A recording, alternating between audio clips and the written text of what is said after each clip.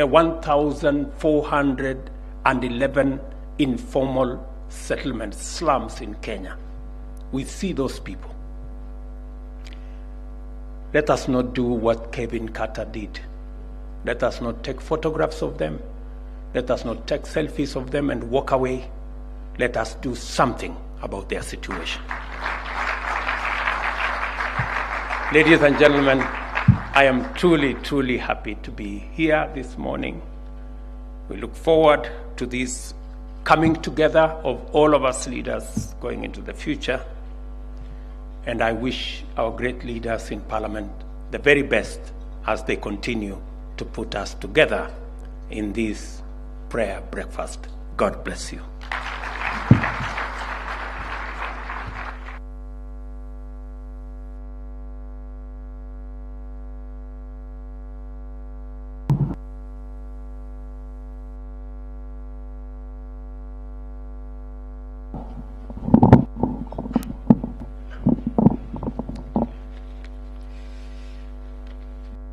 Your Excellency, just before I call the Speaker of Senate, the Honorable Kingi, who was also my classmate at the university and at the law school, and also went to Alliance High School. I really like to, thank you. I really like to thank the speakers from the counties for bringing along the children you saw here. Jesus said, bring the children to me. That is the future of the country. I really want to thank the speakers that have seen the children from MÜKAWA-INÄ here, where I represent as a Senate. Your Excellency, we also have student leaders and a program called AYLF, who also help us run this program. And they were there yesterday doing the national conversation. They come from different countries. We mold them. You know, the ones who have been elected as student leaders. And Your Excellency, probably that's the reason we have not had university strikes recently, because the university leaders are with us and we mold them. And most of them have joined leadership, like the Honorable Kagusha. He comes from that program. He became a speaker of Nyeri County, and now he's a member of parliament from MûKAWA-INÄ. He was role modeling the rest of the students leaders yesterday. And also the Deputy Governor of Kajiado has also been in that program. We also want to thank the former chairs. I've seen Captain Wabugu here. Honorable Pogisho is with us. And also want to thank people who have been helping us run this program from the private sector, the prayer groups within Nairobi and other places in Kenya who come together. And special thanks go to Tokea, the team that continues to donate the tent we are using for their contribution. That's the sacrifice they make, or their tithe towards this program. And then also Mr. Sam Owen, please stand up, Mr. Sam Owen, and Professor Olenrengei. The two of them act as secretariats for members of parliament, and they have really worked and helped us to put this event together, whereby, Your Excellency, the elected leaders come together here to worship God and dedicate this nation to God. Let me call upon the Speaker for Senate to give vote of thanks. I thank you.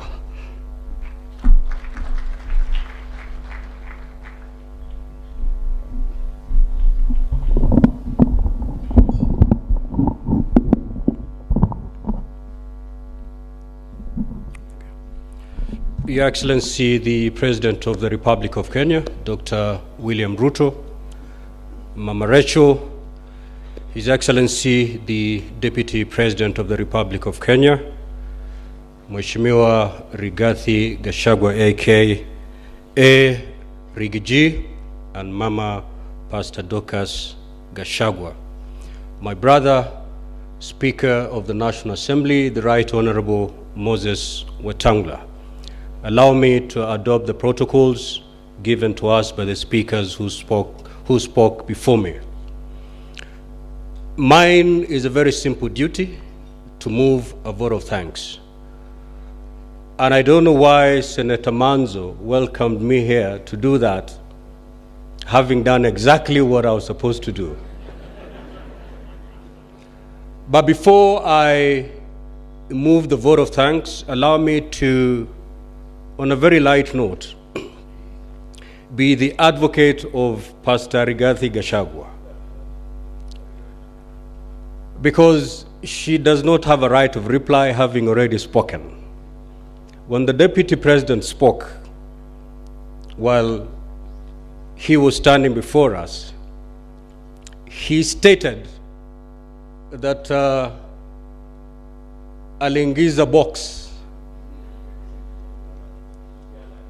msichana wa kutoka Alliance ambaye ni Pastor Dorcas Gachagua. But because she does not have a right of reply, she whispered to me that now that you're going to speak there and I'm not going to speak, please go set the record straight.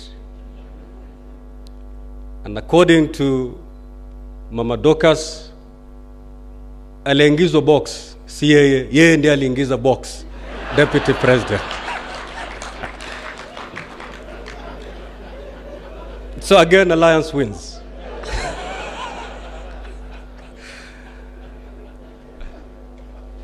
Your Excellency, ladies and gentlemen, you'll agree with me that this has been a very, very wonderful occasion indeed. Na Waswahili wanasema ukiona vaelea jua vimeundwa. The men and women for the last few weeks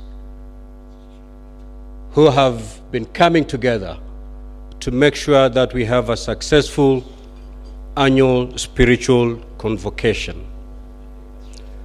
And it is my duty to appreciate them. And I want you to join me in saying thanks and appreciating these groups and individuals who have worked tirelessly to make sure that we have a successful event today. Now, the list that I have here was not made by me. And therefore, if you miss out, I'll tell you exactly who authored this list. You go complain there.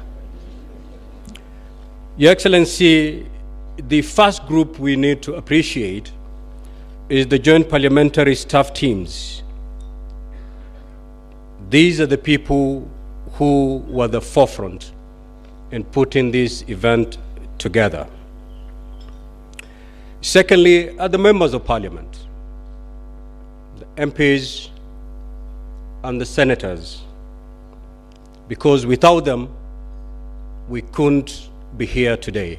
So we say thank you to all members of Parliament who in one way or the other contributed to the very success of this event. Third are the co-chairs.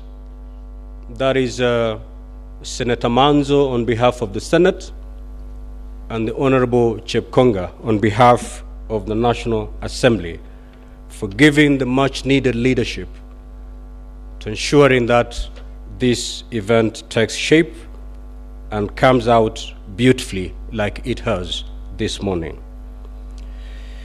The other group are our partners in the private sector who have provided us with quite a number of things to make this event a success. A very special thanks go to one individual, Mr. Maina Wanderi, who has provided this tent.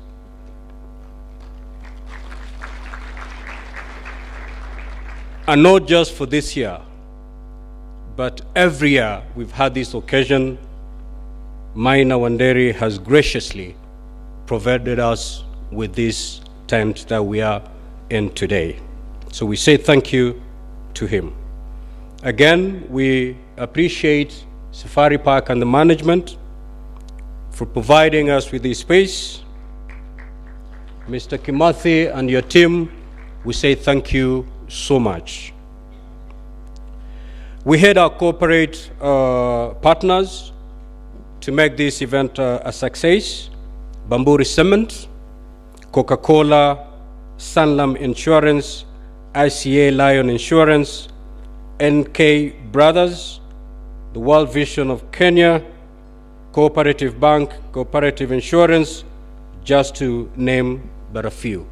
We say thank you, and we appreciate their contribution in making this event a success.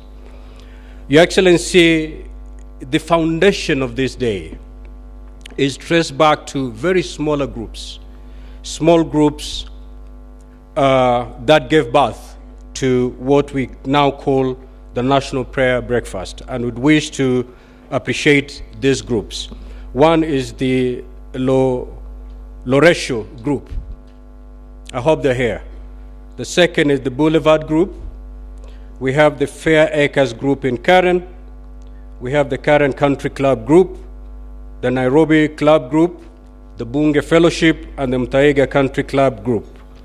These groups started just like cells, not the cells in terms of jail for those who don't go to church. In church, once your pastor releases you, you're encouraged to go into cells, prayer cells. So these started as prayer cells, but eventually gave birth to what is now known as the National Prayer Breakfast. The other group is the Bunge Choir. You'll agree with me that indeed the Bunge Choir has come of age. And just like Lord Michael has said, they can now compete in Kenya Got Talent, because we saw talent in them. The other group, of course, are our international guests, Your Excellency. The delegations have been read out by Senator Manzo. These are people we invited, and they've come to pray with us, to fellowship with us. We appreciate finding time to come and fellowship with Kenya. Of course, the keynote speaker, Lord Michael. We appreciate you, and we thank you for that wonderful and powerful message from God. May God bless you. Lastly, not really lastly, but of course, the man who steered this nation and put this nation in the hands of God, none other than our President, His Excellency, Dr. William Ruto. We appreciate you, we love you, we celebrate you for being the #1 prayer warrior for this country. We thank you.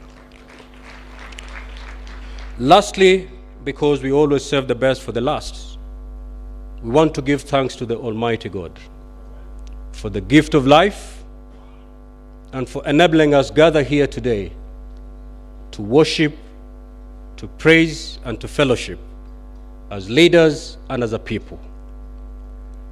So many prayers I've made here to the Almighty, prayer after prayer, clearly showing that this country is hurting and needs healing.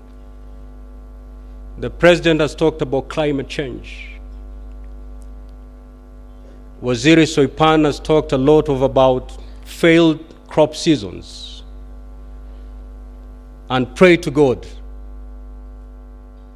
so that this can be negated and we go back to the days of bounty.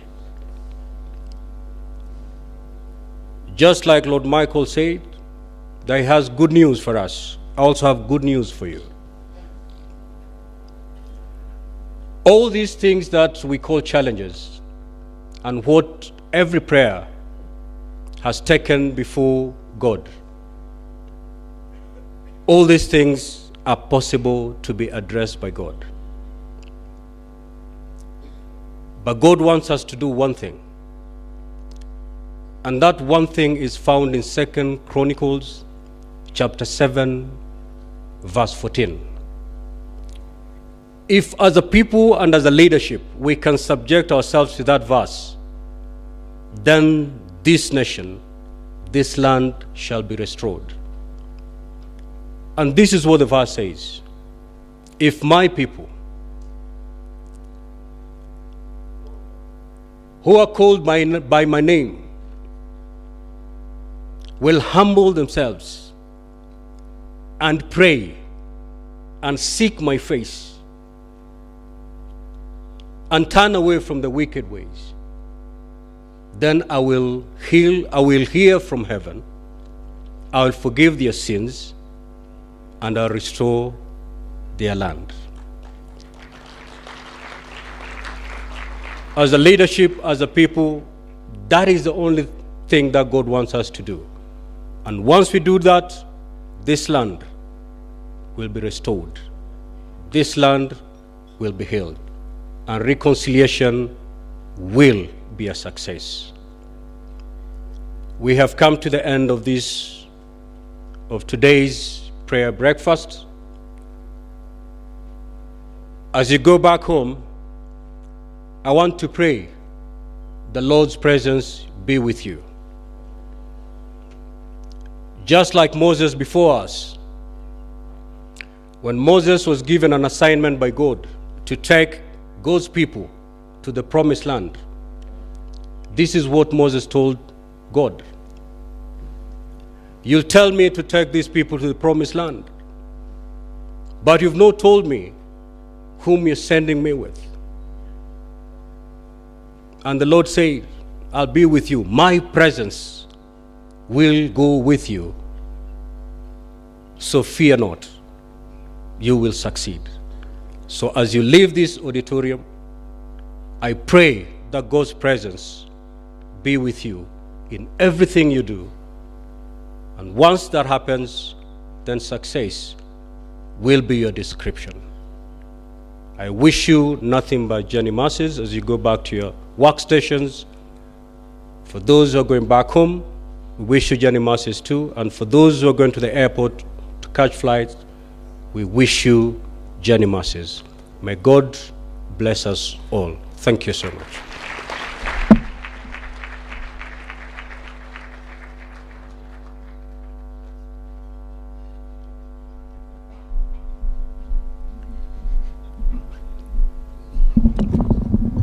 Yeah, let me take this opportunity to invite Dr. David Oginde, the chairman of ESCC, to come and give us a closing prayer.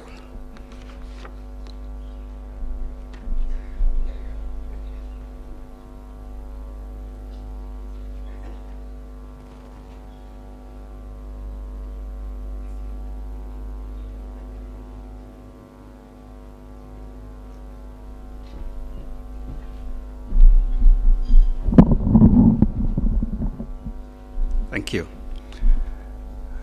Your Excellency, the President, and Your Excellency, Deputy President, and all of us who have come to humble ourselves before God. Your Excellency, I just want to reiterate what many have said before I pray a closing prayer. Whenever people have humbled themselves before God, God has come through for them. We see it throughout the scriptures, and we have seen it in real life. Many of us have referred to our prayer last year.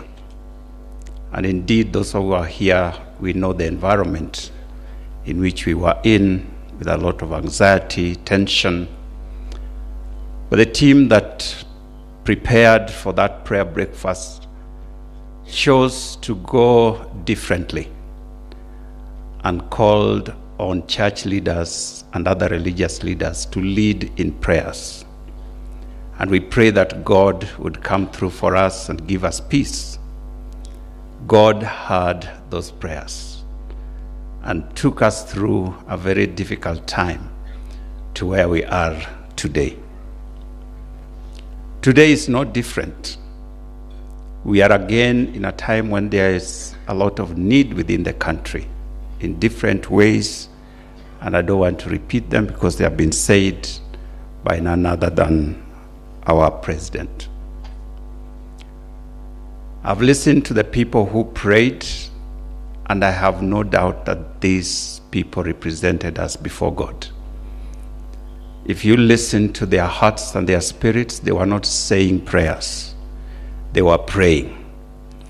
And I believe that God in heaven has once again heard us and is going to answer our prayer. As I sat there, the words of Joel came to me in Joel chapter 2, verse 23, and I hear God speaking to us as people of Kenya. And this is what he says: "Be glad, O you people. Rejoice in the Lord your God, for he has given you rains. He sent you abundant showers, both the short and the long rains. Your farms will be filled with grain. Your vats will overflow with new wine and oil. I will repay you for the years the locusts have eaten, the great locust, the young locust, the other locust, and the locust that swarm, my great army that I sent among you. You will have plenty to eat until you are full, and you will praise the name of the Lord your God, who has worked wonders for you. Never again will my people be put to shame. Then you will know that I am the Lord your God, and that there is no other. Never again will my people be put to shame." Let us pray together. Everlasting Father,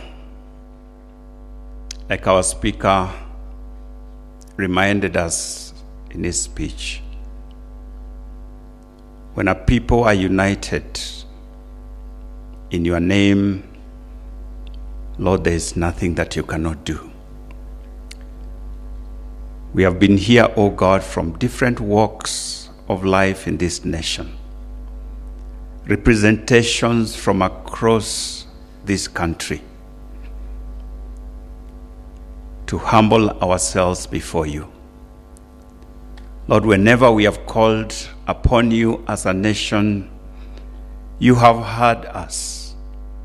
You have delivered us, O God, from all kinds of calamities and evil.